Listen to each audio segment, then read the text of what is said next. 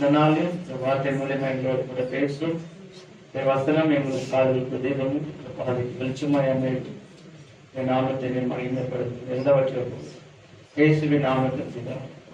ஆமென். அல்லேலூயா. சங்கீதம் 91வது சங்கீதம் 3வது வசனம். அவர் இவருடைய கண்ணிக்கும் பாழாக்கும் கொள்ளை நோய்க்கும் தப்புவிப்பார். இந்த வசனத்தில கர்த்தர் நம்மோடு கூட பேசுற ஒரு காரியம் இந்த தப்புவிக்கிறதான தேவன் சொல்லிப்பார். நம்முடைய வாழ்க்கையில வருகிற நெருக்கங்கள், போராட்டங்கள், பலவீனத்திலிருந்து நம்முடைய ஆண்டவர் நம்மளை என்ன பண்றாரு? தப்பு வைக்கிறார். அப்ப எப்படி எல்லாம் தப்பி வைக்கிறார் அப்படின்னு பார்க்கும்போது வேடனுடைய கண்ணி என்பது சத்துரு வைக்கிறதான நம்முடைய வாழ்க்கையில் வருகிற பலவீனங்கள். அந்த பலவீனங்கள் நம்முடைய சரீரத்துல நம்ம கண்களை பயன்படுத்தி கண் தெளிவா இருந்தால் அப்படின்னு சொல்லி பார்க்கிறோம். அப்ப அந்த கண்கள் தெளிவு வரும்பொழுது நம்முடைய சரீரம் எப்படிப்பட்டதா மாறுகிறது சொன்னோம்? வெளிச்சமாய் மாறும். அப்ப வெளிச்சம் வரும்பொழுது தேவன் நம்முடைய வாழ்க்கையில சத்துரு வைக்கிற கண்ணிகளுக்கு நம்ம விலக்கி தப்ப வைக்கிறது. அல்லேலூயா. கலாத்தியர் 5:24 வாசிங்க. கிறிஸ்துவனுடையவர்கள் தங்கள் மாம்சத்தையும் அதன் ஆசை இச்சைகளையும் கவனிங்க. அப்போ நம்மளுடைய சரீரமும் நம்முடைய வாழ்க்கையும் தேவனுக்கு பிரியமானதாய் மாற வேண்டும் என்றால் மாம்சத்தை சிலுவைக்குள்ள ஒப்பு கொடுக்கணும். அப்ப சிலுவை என்பது யாருக்கும் எப்படிப்பட்டதா இருக்கும்? அது சந்தோஷத்தை தருகிறதா இருக்குன்னா சந்தோஷத்தை தராது, அது வேதனையை கொடுக்கிறதா இருக்கும். சிலுவையில இயேசு நமக்கு பாடுகளை சகித்தாரு, அது அவருக்கு வேதனை, நமக்கு அது ஆசீர்வாதம். ஆமென். நமக்கு ஆசீர்வாதத்தை கொடுக்கிறது போல நம்முடைய வாழ்க்கையில சத்துரு வைக்கிற கண்ணிகளுக்கு விலகி இருக்க வேண்டுமானால், நாம் அதுல தப்பிக்க வேண்டுமானால் இந்த சரீரத்தை, இந்த மாம்சத்தை ஒவ்வொரு நாளும் சிலுவையில நானும் நீங்களும் என்ன பண்ணணும்? அப்படி அறைய அறைய அறைய சத்துரு வைக்கிற எல்லா கண்ணிகள் இருந்தும் ஏசப்பா நம்மை தப்பிப்பார். ஏன் அறைய முடியலன்னு சொல்லி யோசிச்சு பாருங்க. மாம்சத்தை சிலுவைக்கு உங்களை ஒப்பு கொடுக்க முடியல ஏன்னு சொல்லி கொஞ்சம் யோசிச்சு பாருங்க. அதுக்குள்ள ஏன் வர முடியலன்னு சொல்லி கொஞ்சம் யோசிச்சு பாருங்க. அப்படி நீங்க வந்துட்டீங்கன்னா உங்க வாழ்க்கை, என்னுடைய வாழ்க்கை கர்த்தருக்கு பிரியமான ஒரு வாழ்க்கையா என்ன பண்ணணும்? மாறும். அப்ப ஆண்டவருடைய சிலுவையின் மறைவுக்குள்ள நான் வர, என்னை ஒப்பு கொடுக்க ஏசப்பா நீங்க எனக்கு என்ன பண்ணுங்க? உதவி செய்யுங்க அப்படின்னு சொல்லி நீங்க கேட்டு பாருங்க. நிச்சயமா உங்களுக்கு என்ன பண்ணுவாரு? உதவி சார். அப்ப நம்ம மாம்சத்தை சிலுவையில அறையப்படும் பொழுது நாம் என்னெல்லாம் செய்கிறோம் அப்படின்னு பாத்தீங்கன்னா, வசனம் சொல்ற தானியேல் தீர்க்கதரிசன புத்தகத்துல 1வது அதிகாரம் 8வது வசனத்தை வாசிக்க.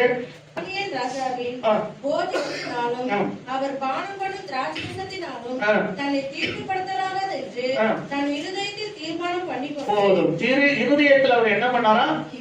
தீர்மானத்தை பண்ணும். அப்ப நான் சிலுவையில அறையப்பட என் மாம்சத்தை ஒப்பு கொடுத்தனா ஆவிக்குரிய நல்ல தீர்மானங்களை நாம் எடுப்போம். இப்ப தானியேல் எப்படி இருந்தாரு அன்னைக்கு பாபிலோன்ல? அன்னைக்கு பாருங்க, அவர்கிட்ட வேத வார்த்தைகள் அவ்வளவு இருந்ததா? கொஞ்சம் தான் இருந்திருக்கும். அந்த இடத்துல அவருடைய இருதயத்துல எப்படி இந்த தீர்மானம் வந்தது அப்படின்னு பாத்தீங்கன்னா, அவர் தேவனுடைய சமூகத்துக்கு வர வரதான் அவரால் தீர்மானங்கள் எடுக்க முடிந்தது. தேவனோடு கூட நெருங்கதான் ஏசப்பா கிட்ட வர வரதான். அதுதான் ஒரு சிலுவையின் அனுபவம். ஆசை இச்சைகளை, நம்முடைய எல்லா மனதும் மாம்சம் விரும்புகிற காரியங்களை செய்யாதபடி நமக்கு நம்மளுடைய இருதயத்துக்கு ஆண்டவர் சொல்கிற தீர்மானத்தை செய்ய வைக்கிற இடம் எது அப்படின்னு பாத்தீங்கன்னா, தானியேல் எப்படி செஞ்சார்னா, தேவனுடைய தினமும் தானியேல் என்ன பண்ணுவாரு? அவரு எப்படி ஜெபம் பண்ணுவாரு? 3 வேளை ஜெபம் பண்ணுவாரு. தேவனுடைய சமூகத்துல ஒவ்வொரு நாளும் போகிற கர்த்தருடைய பிள்ளைகளா நீங்க இருக்கீங்கன்னா நிச்சயமா நீங்க எடுத்த தீர்மானத்துல உறுதியா இருப்பீங்க. இல்லைன்னா நீங்களும் என்ன பண்ண மாட்டோம். அப்போ தேவ சமூகத்துக்கு வருகிறதுதான் சிலுவையில அறையப்படுகிறவா இருக்கும். தூக்கம் வரதான் செய்யும், நமக்கு பலவீனங்கள் வரதான் செய்யும். ஆவியானவருடைய தேவ சமூகத்துல வந்து உங்களை ஒப்பு கொடுத்து அப்படி எடுக்கும் பொழுது ஆண்டவர் உங்க தீர்மானத்துக்கு வேண்டிய நீங்க எடுக்கிறதான நல்ல நல்ல தீர்மானங்களுக்கு ஆண்டவர் உங்களுக்கு உதவி செய்யும்.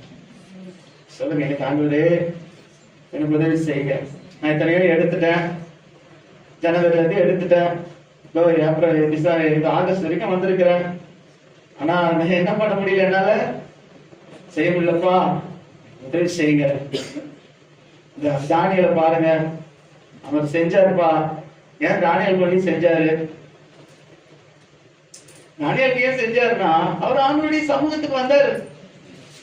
தேவ சமூகத்துக்கு வராத ஒரு கர்த்தருடைய பிள்ளைகள் நம்ம எடுக்கிற தீர்மானங்களை நிற்க முடியாது. அதான் வசனம், பலத்தாலும் அல்ல, பராக்கிரமத்தினாலும் அல்ல, என்னுடைய ஆவியினாலே எல்லாமே ஆகும்.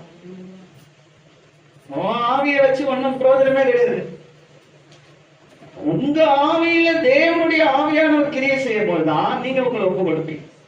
அப்ப தானியேலுக்குள்ள அந்த ஆவியானவர் எப்படி கிரியை செஞ்சார்னா, ஆண்டவருடைய சமூகத்துக்கு வர வர வர, ஜெபிக்க ஜெபிக்க, தேவனை தேட தேட, அவர் எடுத்த தீர்மானத்துல கடைசி வரைக்கும் எப்படி இருந்தாரு?